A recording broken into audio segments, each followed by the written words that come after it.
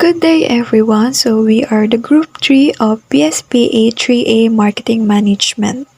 This report is all about inventory management. Here are the contents of this report. First is what is inventory management, to be reported by yours truly, Melanie Cuenca. Next is the 4 types of inventory management, to be reported by Nino Joseph Lavares and AJ Barba. Third topic is the main purpose of inventory management, to be reported by Miss Ira Nicole Kish. And last topic for this report is all about the examples of inventory management, to be reported by Mr. Warlito Pangaral. Before we proceed to these topics, let us first discuss what is inventory management. So inventory management is the entire process of managing inventories from raw materials to finished products. So basically, it is the systematic approach to sourcing, storing, and selling inventory. So this is both the raw materials or the components and the finished goods or the products. When it comes to business terms, so inventory management means the right stock at the right levels, in the right place, at the right time, and at the right cost as well as price. So ayan, ang inventory, nakakatulong siya sa companies or even small businesses to identify kung ano at magkano ang stock na kailangan nilang orderin at a certain time. So it also helps tracks inventory from purchase to the sales of goods. So bakit nga ba kailangan nating gumamit ng inventory management? So kasi ina-identify niya yung kung meron pa ba tayong enough stock to fulfill the customer's needs or orders, and para ma-warningan tayo kapag kakunti na yung stocks na meron tayo. So once sold, inventory becomes revenue. So ayan yung pinakagusto ng mga business owners. So before it sells, inventory ties up cash. Therefore, too much stock costs money and reduces cash flow. So, kapag too much na yung yung stocks mo kasi hindi okay yung pag-i-inventory nyo, mas lalaki yung gastos nyo and hindi magiging okay yung cash flow. One measurement of good inventory management is the inventory turnover. So, on accounting measurement, inventory turnovers reflects how often stock is sold in a period. Kasi 'di ba, ang isang business hindi naman nila gusto yun na mas marami yung stock nila kesa sa sales. So kapag nagkaroon ka ng poor inventory or hindi tama yung inventory turnover mo, it can lead to dead stock or unsold stock. Let's say for example, you have a clothing business or nagmamanufacture ka ng mga damit. So kapag nagkamali ka sa inventory turnover mo and napadami yung stocks mo, doon ka na magkaka-problem kung paano mo madidispose yung mga sobra mong stocks. And if isa ka namang malaking business and nagmamanufacture ka ng mga products, ang large inventory carries the risk of theft, damage, or ships and them. So for those not sold in time, it may be disposed at clearance prices or simply destroyed. So ayaw naman nating masayang yung mga minamanufacture natin or nilalabas nating pera. So gagawa na lang tayo ng way para dispose lahat ng sobra mong stock. So kaya kailangan na ayusin yung pag-i-inventory para hindi tayo umabot sa ganitong situation. Appropriate inventory management strategies vary depending on the industry. So for example, an oil depot is able to store large amounts of inventory for extended periods of time, allowing it to wait for demand to pick up. While storing oil is expensive and risky, there is no risk that the inventory will spoil or go out of style. For businesses dealing in perishable goods or products for which demand is extremely time-sensitive, sitting on inventory is not an option, and misjudging the timing or quantities of orders can be costly. So in other words, yung pagdami ng stocks mo depende pa din sa kung anong business industry ka napapabilang. Inventory management is very important to vital to a business health because it helps make sure there is rarely too much or too little stock on hand, limiting the risk of stockouts and inaccurate records. There are 4 types of inventory management: raw materials, work in process, finished goods, and MR. So, let's talk about raw materials. Raw materials, ito yung mga materials na gagamitin mo to produce a product and to sell it to market. Next is components or work in process. Dito sa work in process, dito na dadaan yung mga raw materials mo. Kailangan mo lang maglabas ng malaking pera para ma-produce na yung product na gusto mo. Good day, I am Nina Joseph Pilavares and I will continue to discuss the 4 types of inventory management. The third one is finished goods. Finished goods are items that are ready to sell. Ibig sabihin, ito yung mga product that is ready to be sold to your customers and that is called finished goods. Example is finished goods could be a pre-packaged fruit salad, a monogram bathrobe, or a custom-built laptop that ready for an employee to use. The last one is maintenance, repair, and operations or MRO goods. MRO is inventory often in the form of supplies that supports making a product or the maintenance of a business.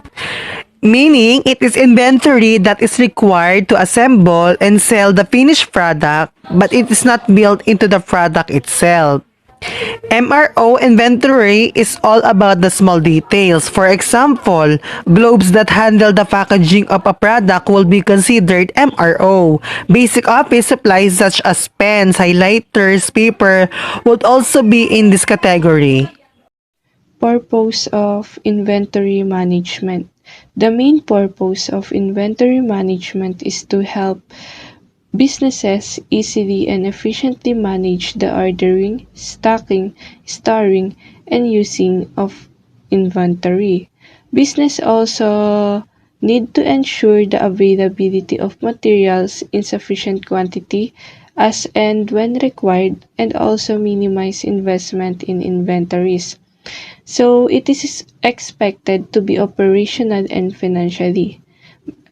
Bakit expected operational? Dahil kinakailangan dito na yung mga stock goods is available and has a sufficient supply from raw materials to finished products. Gamit ang systematic record of inventory in controlling stocks, magagawa natin to run things smoothly. So through this, maiiwasan yung confusions tulad ng duplication in orders or wrong amount sa inventory. Dito rin kino-consider ang overstocking or yung understocking.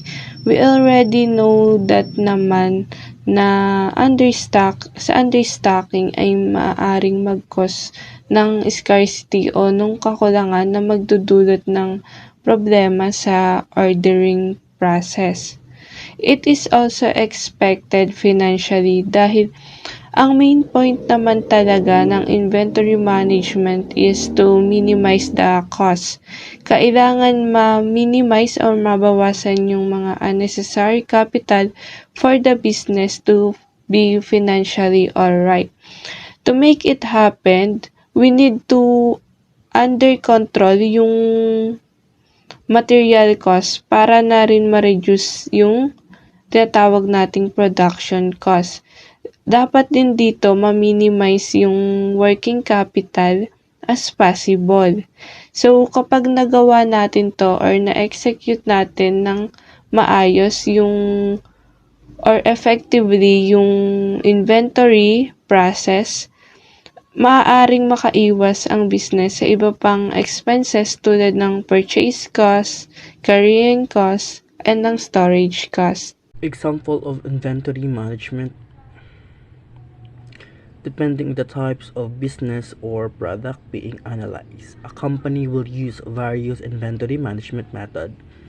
Some of this management method includes just-in-time (JIT) manufacturing, materials requirement planning or MRP, economic order quantity or EOQ, and days sales of inventory (DSI). Just-in-time management or JIT. This manufacturing model originated in Japan in the 1960s and 1970s. Toyota Motor contribute the most to its development. The method allows company to save significant amount of money and reduce waste by keeping only the inventory they need to produce and sell product. Meaning, this approach reduces storage and insurance costs, as well as the cost of liquidating or discarding excess inventory. JIT inventory management can be risky if demand unexpectedly spike. The manufacturer may not be able to source the inventory it needs to meet the demand, damaging its reputation with customer and driving businesses towards competitors. Even the smallest delays can be problematic if a key input does not arrive just in time. A bottleneck can result. Materials Requirements Planning or MRP. This inventory management method is sales forecast dependent, meaning that manufacturer must have accurate sales record to enable accurate planning or of inventory needs and to communicate those needs with material supplies in timely manner. Meaning, Material Requirements Planning or MRP is a system for calculating the materials and components needed to manufacture a product. It consists of three primary steps: taking inventory of the materials and components on hand, identifying which additional ones are needed, and then scheduling their production or purchase. Meaning, dapat nakaplano na yung mga gagawin mo para kapag kakausapin mo na yung supplier, maayos mo masasabi sa kanya kung ano mga kailangan mo. For example, a ski manufacturer using an MRP inventory system might ensure that material such as plastic, fiberglass, wood, and aluminum are stocked based on forecast order. Inability to accurately forecast sales and plan inventory acquisition result in a manufacturer inability to fulfill order. So dapat alam mo yung mga dapat o-orderin, nakaplano na dapat para maayos yung magiging flow nung pag-inventory. Economic Order Quantity or EOQ. This model is used in inventory management by calculating the numbers of units a company should add to its inventory with each batch order to reduce the total cost of its inventory. While assuming constant consumer demand, the cost of inventory in the model includes holding and setup costs. Ibig sabihin, ang EOQ ay naka-base lang sa computation kung ilang units ang kailangan ng company. Dapat sakto lang yung units para hindi magkaroon ng excess inventory. The EOQ model seeks to ensure that the right amount of inventory is ordered per batch so a company does not have to make orders too frequently and there is not excess of inventory sitting on hand. It assumed that there is a trade-off between inventory holding costs and inventory setup costs, and total inventory costs are minimized when both setup costs and holding costs are minimized. How does using the EOQ help save money on inventory costs?